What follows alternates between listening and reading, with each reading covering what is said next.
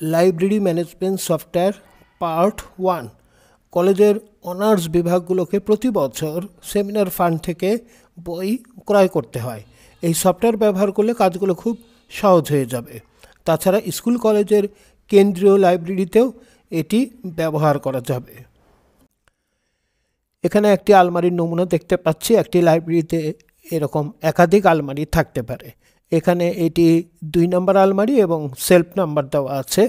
এখানে বইগুলো থাকবে এবং সফটওয়্যারের মাধ্যমে বিভিন্ন তথ্য পাওয়া যাবে। এক ক্লিকেই যে তথ্যগুলো পাওয়া যাবে তা এখানে বর্ণনা করা আছে, আর পরবর্তী অংশে রিপোর্ট সহ এগুলো বর্ণনা করা হবে। একটা বই শেলফের কোথায় রয়েছে খুব সহজে তা বের করা যায়। যেমন এখানে মৌলিক জৈব রসায়ন 1 নম্বর আলমারির 1 নম্বর শেলফে 10টি রয়েছে। এভাবে সকল তথ্য এখানে রয়েছে। কোন আলমারিতে কতটি করে বই আছে, যেরকম আলমারি 2 নম্বর আলমারির 1 নম্বর শেলফে 18টি বই রয়েছে, আবার 2 নম্বর আলমারিতে মোট বই রয়েছে 63। এভাবে আমরা তথ্য পেয়ে যেতে পারি।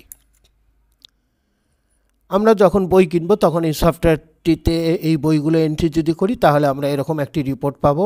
সামস পাবলিকেশন থেকে আমরা টোটাল বই কিনেছি এই 25/1/15 অর্থাৎ 15 তারিখ জানুয়ারি মাসের 13,222 এবং টোটাল বই কিনেছি 40টা।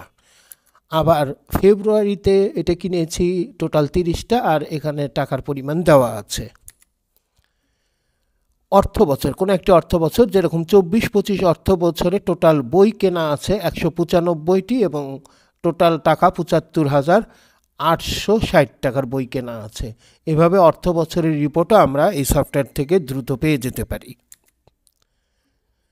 এখন এ পর্যন্ত কোন বই কতটি করে ক্রয় করা হয়েছে, যেরকম এখানে স্টিরিও রসায়ন, এখানে টোটাল বই কেনা আছে 10টি এবং এই সমস্ত তথ্য এবং আগেকার যে তথ্যগুলো, যে কোনো তথ্যই খুব সহজে সার্চ করে বের করা যাবে। এটি পরবর্তী ভিডিওতে দেখানো হবে কিভাবে সার্চ করতে হয়।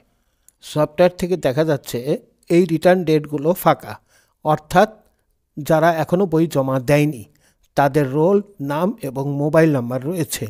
এগুলো সার্চ অপশন ব্যবহার করে সফটওয়্যার থেকে খুব সহজে বের করা যায়। এর বিস্তারিত আলোচনা পরবর্তী আরও একটি ভিডিওতে দেখানো হবে বা আলোচনা করা হবে।